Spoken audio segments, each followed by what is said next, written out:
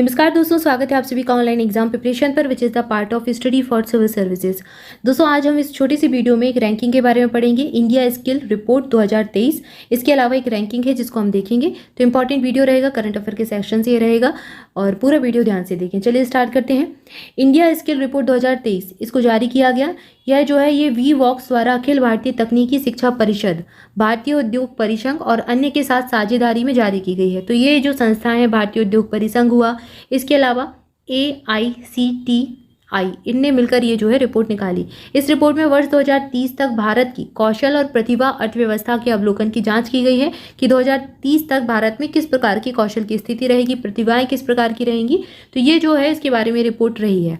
इसमें भारत का रोजगार योग्य कार्यबल जो है, जो रोजगार करने के योग्य है, वो उतना जो पॉपुलेशन का वो कितना है 46.2% से बढ़कर ये हो गया है 50.3%। तो लगातार आप देखते होंगे जो कौशल प्रशिक्षण सरकार के द्वारा दिए जाते हैं और भी प्रतिभाओं को निखारने की बात कही जाती है।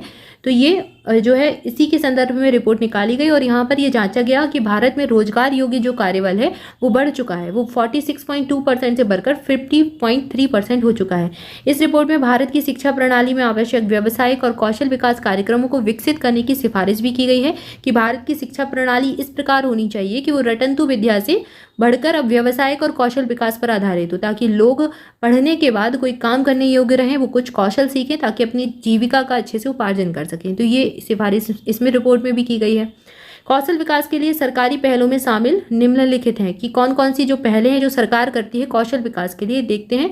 कौशल विकास और उद्यमिता पर राष्ट्रीय नीति 2015 आ चुकी है।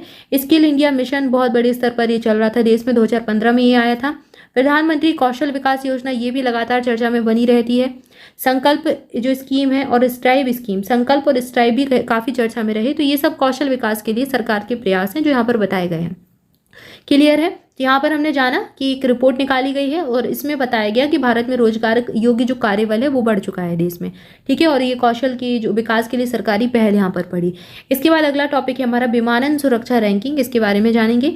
ये जो रैंकिंग है इसमें भारत की स्थिति 2018 में 102 स्थान पर थी और स्थान से 48वें स्थान पर पहुंच गई है। 48 नंबर पर हम आ चुके हैं इस रैंकिंग में। ये अंतर्राष्ट्रीय नागरिक उड्डयन संगठन के द्वारा जो है रैंकिंग जारी की जाती है। सिंगापुर 187 देशों की सूची में शीर्ष स्थान पर है, तो सिंगापुर इसमें फर्स्ट रैंक पर है। और भारत की रैंक क्या है? 48 नंबर पर भारत है। 102 स्थान से भारत 48 नंबर पर इसमें आ चुका है। तो विमानन सुरक्षा रैंकिंग अंतर्राष्ट्रीय नागरिक उड्डयन जो संगठन है वो जारी करता है। क्लियर है? तो यहाँ पर हमने दो चीज़ें देखी। आई होप आपको ये जानकारी अच्छी लगी होगी। ऐसी अपडेट्स के लिए, ऐसे इंपॉर्टेंट वीडियो के लिए चैनल को सब्सक्राइब जरूर कर दें, वीडियो को लाइक जरूर कर दें। Thank you for watching this video. स्वस्थ रहें, मस्त रहें, मुस्कुराते रहें, पढ़ाई करते रहें। Thank you so much.